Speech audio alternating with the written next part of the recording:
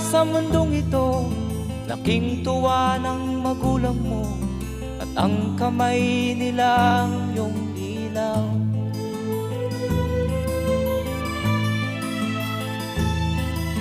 At ang nanay at tatay mo'y di malaman ang gagawin, minamasdan pati pagtulog mo.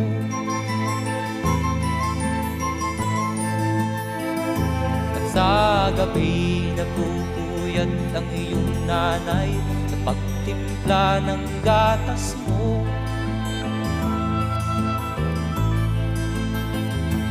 Sa umaga na may kalong ka ng iyong amang tuwang-tuwa sa'yo.